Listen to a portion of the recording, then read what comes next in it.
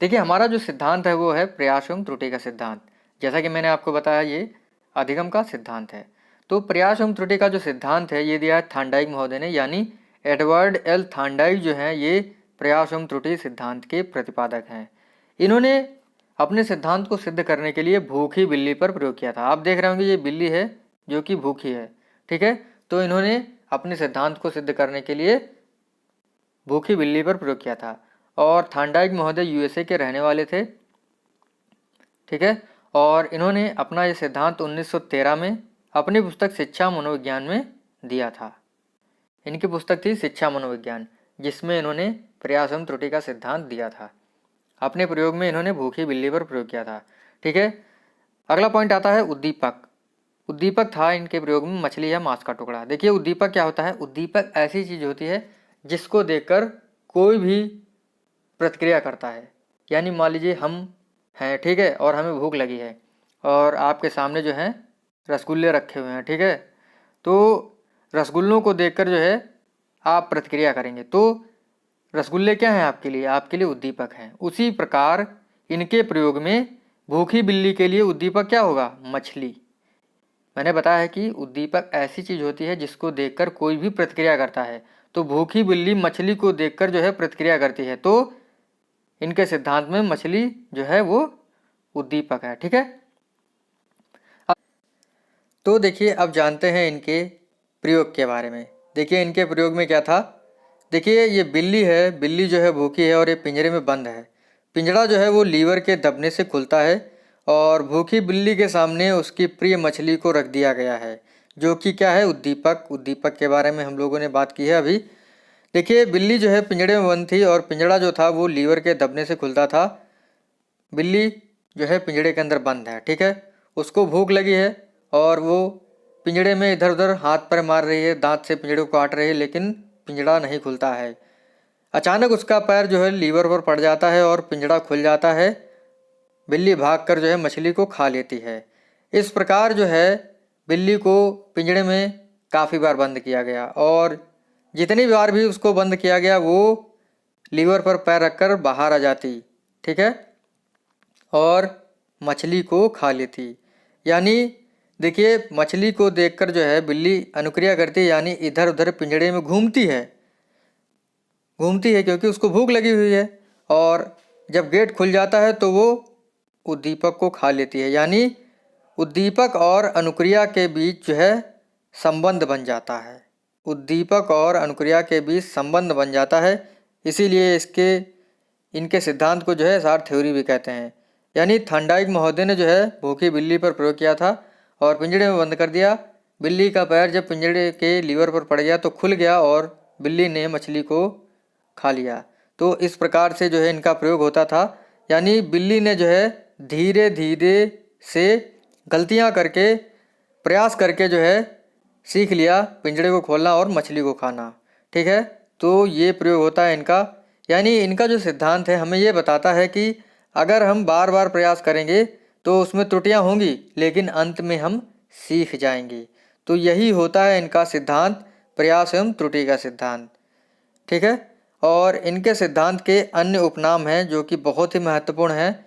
Exam में इनसे काफ़ी बार प्रश्न पूछे गए हैं, तो इनको हम लोग ध्यान से देखते हैं। देखिए एसआर थ्योरी, मैंने आपको बताया है कि अनुक्रिया और उद्दीपक के बीच में संबंध हो जाता है। एस मतलब होता है स्टूमुलस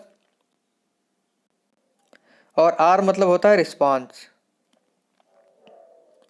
तो अनुक्रिया और उद्दीपक के बीच यानी स्टूमुलस और रिस्पांस के बीच जो संबंध होता है, उसी वजह से इनके सिद्धांत को एसआर थ्योरी कहते हैं। एस मतलब स्टूमुलस यानी उद्दीपक, आर मतलब रिस्पांस यानी अनुक्रिया, और आर एस थ्योरी दूसरा पॉइंट लिखा हुआ है उद्दीपक अनुक्रिया सिद्धांत। तो एस मतलब स्टूमुलस मतलब उद्दीपक, आर मतलब रिस्पांस यानी अनुक्रिया। तो ये इसका हिंदी रूपांतरण है। यानी एस और आर के बीच संबंध होता है, इसी वजह से जो है ये एसआर थ्योरी कहलाता है या उद्दीपक अनुक्रिया सिद्धांत कहलाता है। अगला है आवृत्ति का सिद्धांत। इनका जो सिद्धांत है आवृत्ति का सिद्धांत इसलिए कहलाता है क्योंकि इसमें बिल्ली जो है वो बार बार प्रतिक्रिया करती है। इसी वजह से इनके सिद्धांत को आवृत्ति का सिद्धांत कहते हैं।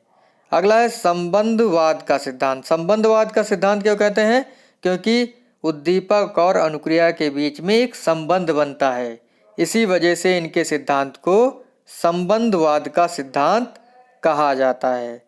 अगला पॉइंट है अधिगम का बंध सिद्धांत। बंध या संबंध, देखिए इसमें से बंध ले लिया गया, इसमें से बंध, बात तो एक ही है ना। तो अधिगम का बंध सिद्धांत भी इनका सिद्धांत कहलाता है। अगला पॉइंट है प्रयत्न एवं भूल का सिद्धांत। प्रयत्न एवं भूल का सिद्धांत या प्रयास एवं त्रुटि का सिद्धांत, बात तो एक ही है। तो प्रयत्न एवं भूल का सिद्धांत प्रयास एवं त्रुटि का सिद्धांत ही है। देखिए तो हम कह सकते हैं इनके उपनाम क्या क्या हैं? एसआर थ्योरी, उद्दीपक अनुक्रिया सिद्धांत, आवृत्ति का सिद्धांत, संबंधवाद का सिद्धांत, अधिगम बंध का सिद्धांत और प्रयत्न एवं भूल का सिद्धांत। तो ये रट लीजिएगा, बहुत ही महत्वपूर्ण है, एग्जाम में ये काफ़ी बार पूछे गए हैं। तो इस प्रकार से जो है थांडाइक महोदय का बहुत ही महत्वपूर्ण सिद्धांत में जो है हम लोगों ने बात कर ली है प्रतिपादक, प्रयोग, उद्दीपक और उपनाम, जो कि बहुत ही महत्वपूर्ण है। ठीक है, आगे हम पढ़ेंगे सिद्धांत के गुण। इनके सिद्धांत के गुण क्या हैं? देखिए चलना, बोलना तथा भोजन करना, इनके सिद्धांत में यह बताया गया है कि बालक प्रयास एवं त्रुटि के सिद्धांत के माध्यम से चलना, बोलना और भोजन करना सीखता है। ठीक है, चलना बोलना, भाई वैसे जैसे छोटा सा बच्चा होता है, पहले जब चलता है तो गिरता है, ठीक है, लेकिन फिर प्रयास करता है, फिर गिरता है, लेकिन अंत में वो चलने लगता है। बोलने का भी यही होता है, बोलता है, प्रयास करता है, बोल नहीं पाता है पहले, लेकिन फिर बाद में सीख जाता है। भोजन करना, वही बात इसमें ही होती है। तो चलना, बोलना और भोजन करना जो है इनके सिद्धांत से बालक सीखता है। आशावादी प्रवृत्ति जागृत होती है। इनके सिद्धांत से आशावादी प्रवृत्ति जागृत होती है, क्योंकि कोई भी व्यक्ति अगर प्रयास करता है, थोड़ी सी सफलता उसको मिलती है तो प्रयास करता जाता है, प्रयास करता जाता है, त्रुटियां होती हैं लेकिन अंत में वो सफल हो जाता है। तो आशावादी प्रवृत्ति जो है इनके सिद्धांत में जागृत होती है। मंद बुद्धि बालक जो है सीखते हैं। इनके सिद्धांत में जो है मंद बुद्धि बालक सीखते हैं, ये बताया गया है। इन्होंने अधिगम के सीखने के सिद्धांत दिए थे, 3 प्राथमिक नियम दिए थे, 5 जो है गौड़ नियम दिए थे। तो इन्होंने इसमें बताया हुआ है कि मंद बुद्धि बालक सीखते हैं।